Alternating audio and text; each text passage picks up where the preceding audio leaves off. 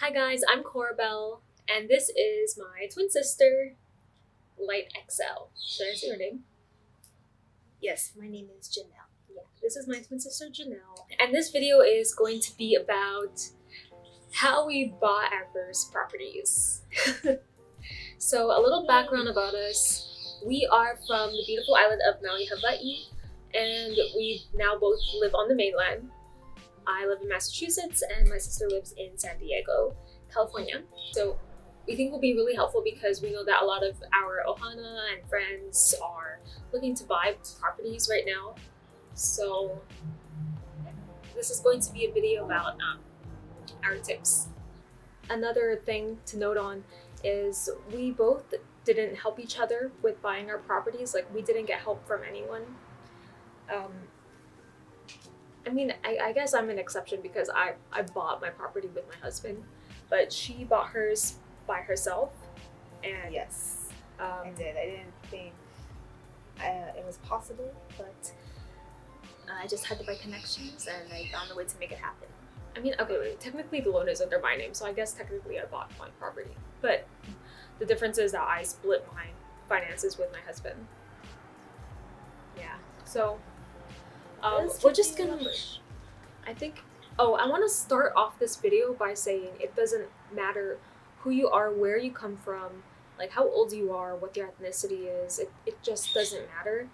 There are so many people out there looking for houses, and you can definitely own your own home. Like, I strongly believe in it. 2022 is our year.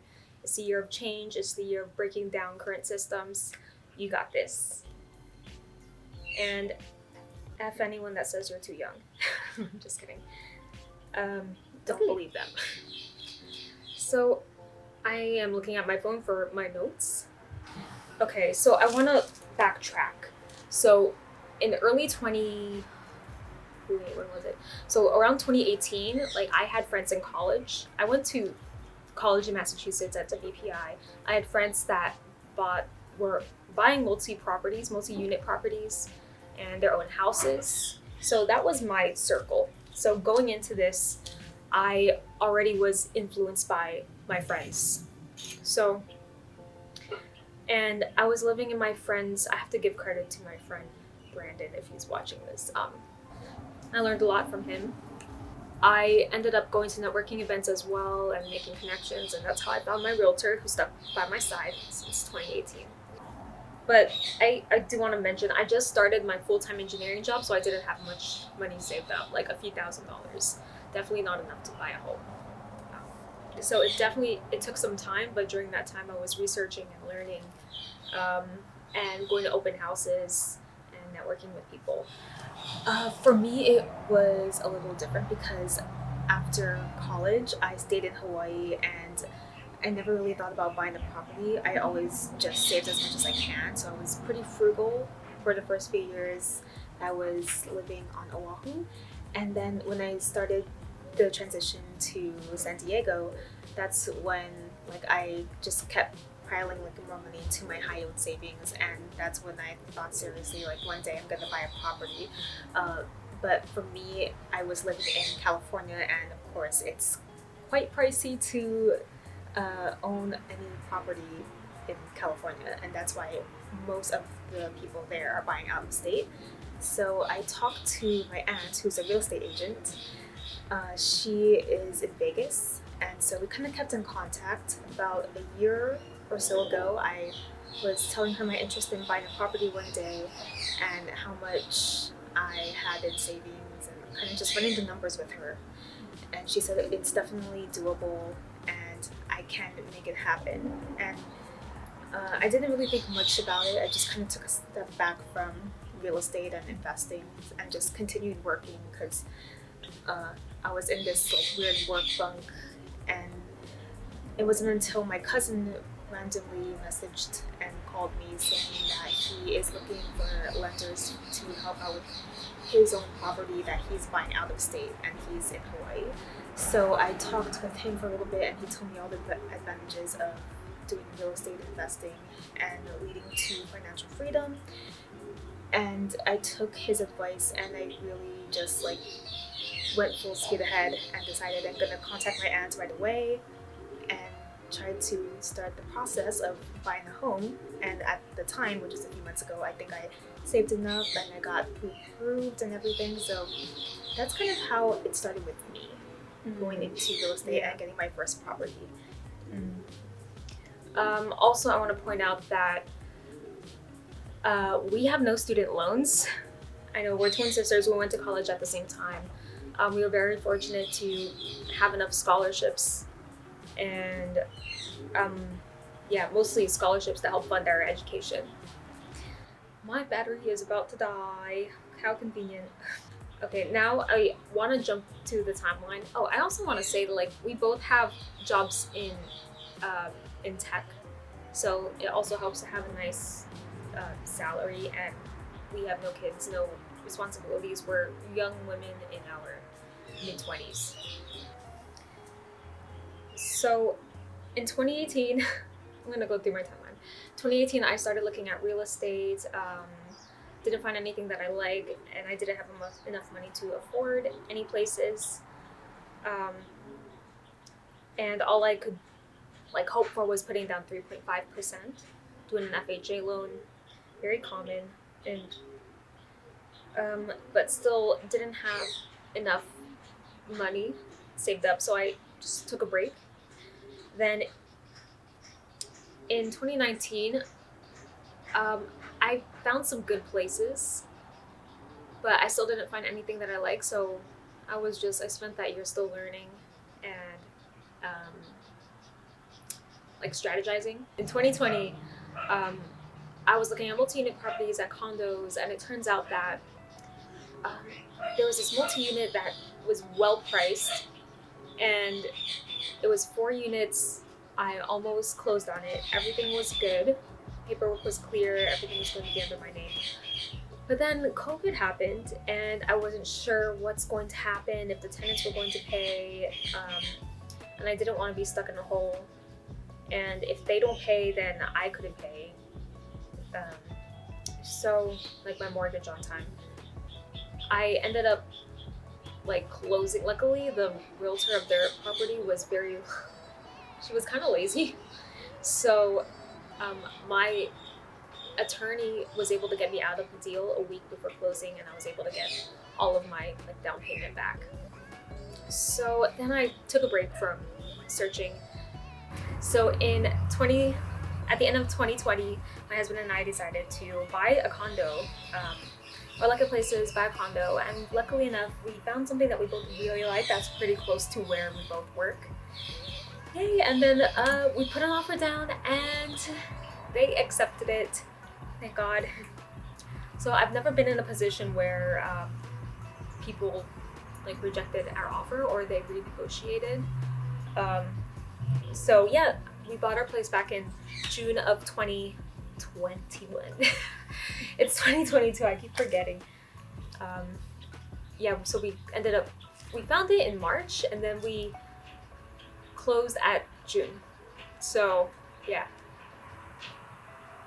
And got really lucky there. So I guess the whole process, and my real estate agent stuck by my side, by the way, too. She's also, I consider her my mentor. So I guess it took 3 years, 2018. Yeah. So she 3 stuck years. with you the whole time. She did. Yeah. Wow. I was gonna do the whole buy multi-unit property thing, rent it out, but all of the multi-unit properties were so overpriced that the numbers didn't make sense in 2021. Right after COVID, everything just started going up, skyrocketing in price. It's ridiculous. But yeah, that's what happened. So she didn't tell anyone that she was gonna buy a property. She was kind of nonchalant about it, and she ended up getting something recently. For me, the process in getting the house, it was a little different because I wasn't really focused on it at the time. I just told my aunt that I was interested in buying a property, and she went ahead and just gave me a list of properties to look at, and then it took me a few days to respond because I was just so focused on work that I didn't want to look too much into real estate. And then she just kind of kept pushing me like, oh, just to remind me to look at the properties. And when I did, I fell in love with like one or two of them, and I told her like, hey, I'm interested in these. And then she messaged me right away saying like, oh, these are already in escrow. The seller already accepted an offer. Can you And explain so- what escrow means? Um, so escrow is basically like the seller agreeing to an offer, and um, whoever wants to buy, and they go into this deal, and now it's the home seller and the buyer kind of like making the arrangements and starting the actual process of buying that home. So that's kind of the deal, because the seller is gonna get a variety of different deals from other people, but when you start to lock in the one specific deal, then that's when you're beginning escrow, which I didn't Okay. really know about. Okay. Yeah, sometimes it can take like the escrow process is like around 30 days, 30 to 45 days. But the process of like actually looking for a home could be a lot longer, because the market is volatile, and there's a lot of people that are looking for a house, especially this past year. Okay. And your property is like an actual house, like 3 Yes. bedroom, 2 bath. Yeah, so when I was doing the pre-approval process, they said like to like the max of what I could get, or how much house I can afford, and I wanted to be like a certain percentage below that. So I aimed for like a certain price range, and then my aunt just gave me like a list of options, and I wanted at least like a 3-bed, 2-bath home.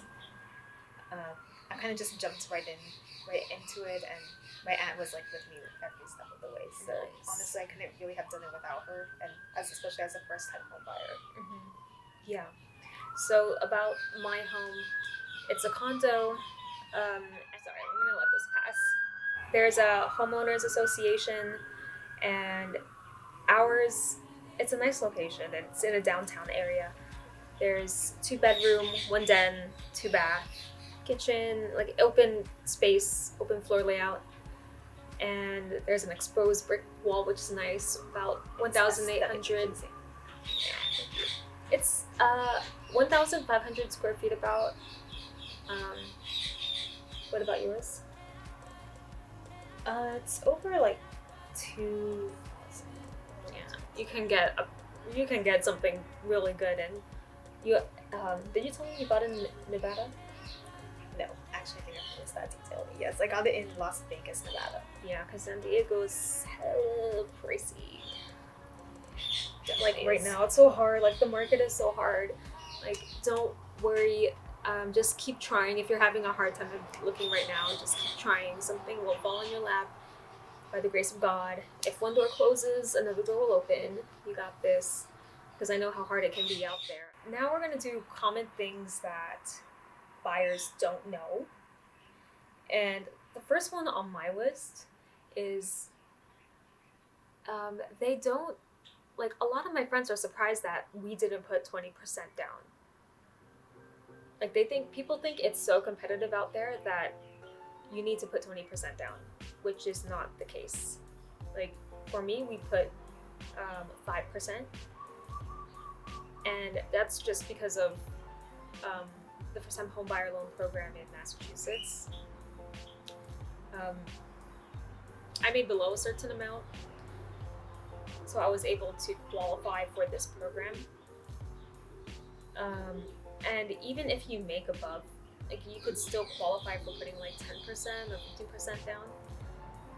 Though if you put less than 20% down, you have to pay an extra, like you have to have private mortgage insurance, and sometimes I think it's worth it. And you can make extra payments every month to and put it towards the principal amount.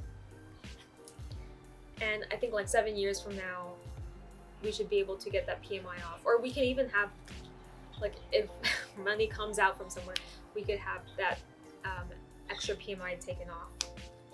But that's when, so you have to have at least like 20% down. You have to hit that, and over time your home will appreciate. I also like having money liquid. I don't like having my money too tied up. Yeah, so when I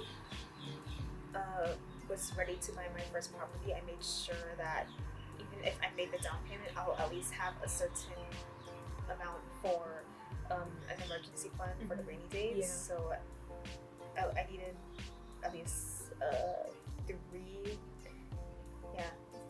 months of savings. So I made sure that I have that covered, Right. as a priority. And also for your reserves, you can show it from like your bank account, your life insurance, 401k, Roth IRA, Roth 401k, whatever. Any individual accounts that you have, any brokerage accounts, just enough. You don't need to like show everything. You can tell your banker what you have, and then we'll say, okay, this is enough. That's all we need. Right. Okay. Another tip that I have for you is that if you're a first-time home buyer, please work with people that you trust.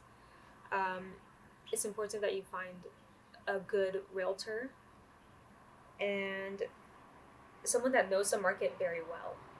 Like for me, we looked in different towns, and my realtor compiled a list of all of the like home sales and the how much each home, like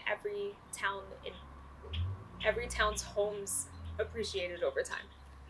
So she was really helpful, very detail oriented and data driven, and that helped us make a decision in which town we'll buy in.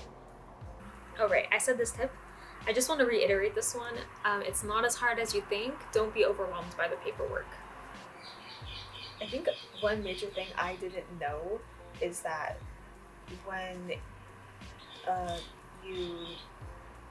when you're doing the approval and kind of set to what interest rate you are in, like I didn't know the interest. I didn't know you have to lock down the interest rate at all. I was like, wait, what? You have to do that? And so yeah, my lender was saying that, oh yeah, it's just like the stock market. It'll either go up or go down. Like it fluctuates a lot. So yeah, I had no idea that was a thing at all. So she told me that I could have gotten it at a lower interest rate, but at the time, I wasn't able to. It just kind of kept going up, and then I said, okay, let's wait until it goes down. So I kind of got it at an average interest rate.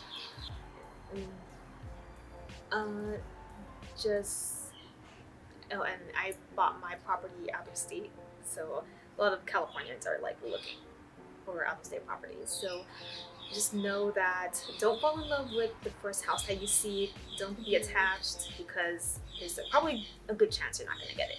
Oh my god. Sorry to break your heart. But if you're just starting, I think it's important just to get started. Like whether it's a condo, it's a multi, it's a single family home, like just getting started, like whatever your goal is, like get that asset. Like let us know if you like this type of video, if this is helpful, if you find this helpful or comforting. I think our goal of this video is just to make you feel more comfortable and let you know that it's definitely possible for you, whatever your circumstances. You can do this. Don't set limitations to yourself. You can do it. Okay, so we're gonna close this out right here. Thank you, Janelle, for joining us. You can follow her. She also has her own YouTube channel, Light X Star. I'll link it down below. And yeah, let us know what you like, if this was helpful. And have a great new year. Happy 2022. Or whatever year you end up watching this. Please like, comment, and subscribe. Yes, please like, comment, and subscribe too. That'll help my channel a lot. And much love to you all. Please be safe out there, and aloha.